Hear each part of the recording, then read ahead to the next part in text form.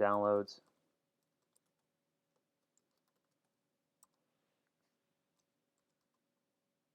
And it didn't download, so maybe I didn't click on the link.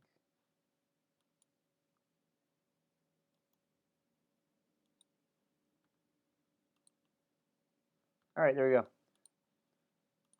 Failure already. So save the file. And now we'll go back to the terminal. That's not the right terminal, that's the Mint.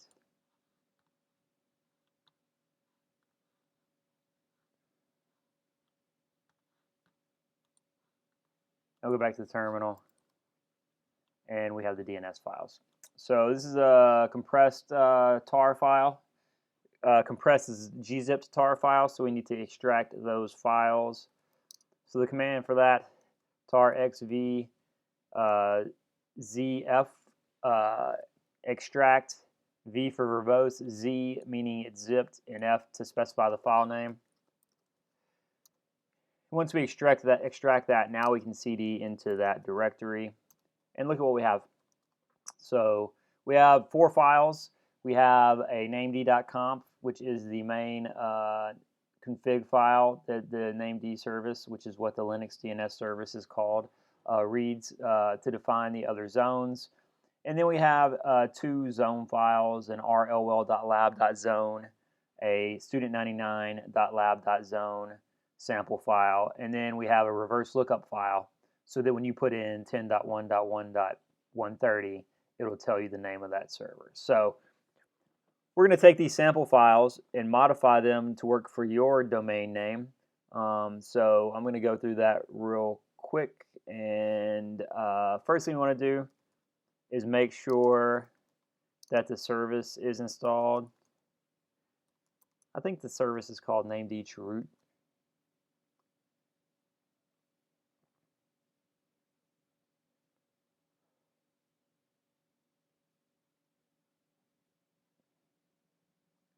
And it's not the name of it, so I'm going to use yum search to look for it again. I'm not going to use yum search to look for what the package is called. I think I did this in the Apache podcast, but again, that might have been for the other class too. Bind, oh yeah, bind is what it's called. So we want to look for bind to root. So that's what we want to install. Bind is the Berkeley Internet name daemon, but it's the actual process is called named. Weird. Yum install. Actually, let's do list first. Yum list bind root. I wonder if the lab sheet actually has that on it.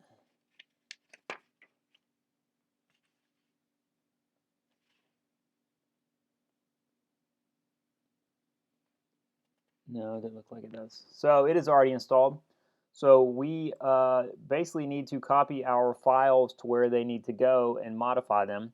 So the named file, so we're going to go ahead and copy them where they need to go, and then we'll modify them. We'll copy named.conf. That needs to go in Etsy. And there's already one there, so we're going to go ahead and overwrite that with our more precise, simpler config. And then the zone files need to go into var named data. Just believe me for now. I'll show you how I know that in a moment. This syntax with the asterisk dot star means match anything. Sorry, asterisk dot zone means match anything that starts with something and ends with dot zone. So that'll take care of copying my 2 zone files. And then I want to copy that other file, my reverse lookup file. So now, if I ls var named data, my files are there, and if I cd to Etsy and edit named.conf, I'm in my sample file. So we're going to go through and change some of these things. These options up here, allow query, you can put access control on there to prevent certain people from querying your server. Allow recursion. Recursion is where you will go find the answer for the client. If the client asks you, you'll go out and look for the answer and return the answer to the client. If you don't do recursive queries, if the client asks you, the server tells the client where to go find the answer. And then these these zone definitions define our zone files. So we need to make some changes to this file to point to your zones.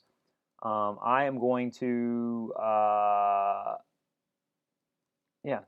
So you should have a zone for your internal domain names, which my sample file has RBE000. Well, your internal zone should be first initial last name. So we're going to want to change this to first initial last name. I'm going to actually, yeah.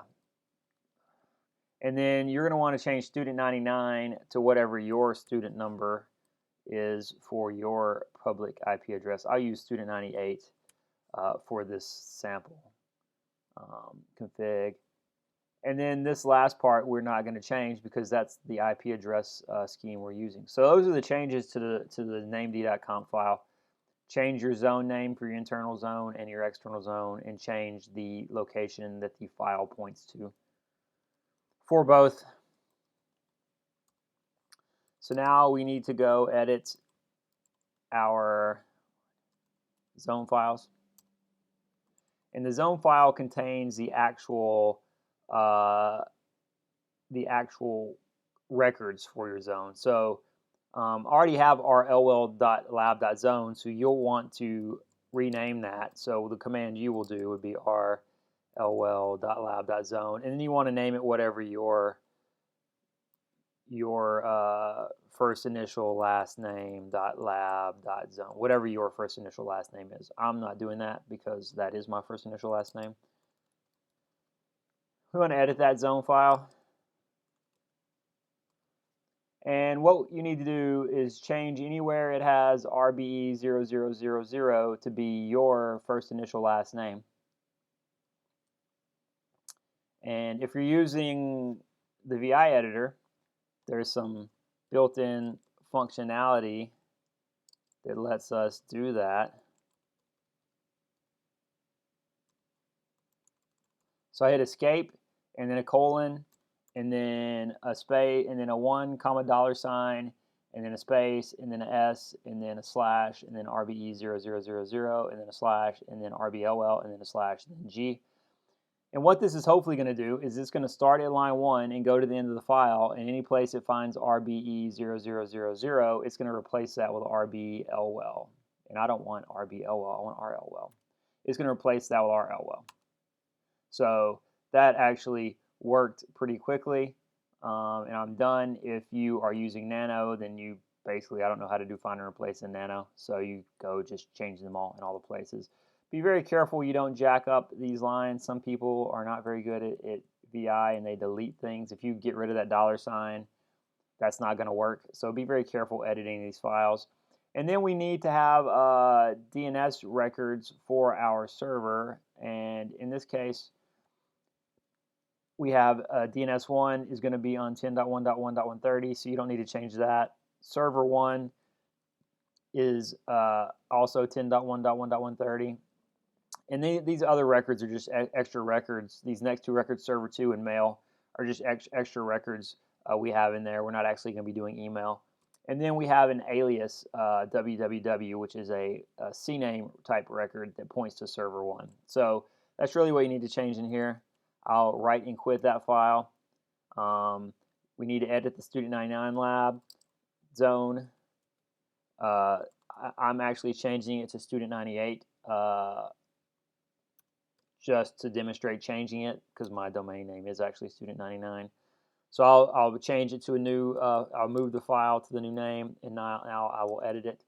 And I'm going to do a very similar, exact same command to change this: 1, $, space, substitute, student 99, student 98. G means do it everywhere you find it. And I did that. And then you're going to want to change your records to match the public IP that you are putting on your server. And in one of the files that we have to look at, I don't know if I have that up. yeah, in our file that tells us our public information, it tells you what to use for that. So you should use whatever is in this field on your for your subnet for that NAT address. So that means you should have a NAT on the router for that address. So yeah, so essentially you're going to want to change your IP addresses to match what you're actually using for your actual server at this point. Again, I don't have a fake 98 zone, so I'm not going to change it, but just to reiterate, you want to go change that to be whatever this address is for your zone. All right, so that's the updates to that file, and then we have the reverse lookup zone, and this has james.lab in there, so that's not what we want to put. And this is for the internal zone. So again, we're gonna use some VI magic to change this, and we want to change anywhere it says James. Forgot the S. Anywhere it says James, we want to change that to your first initial, last name.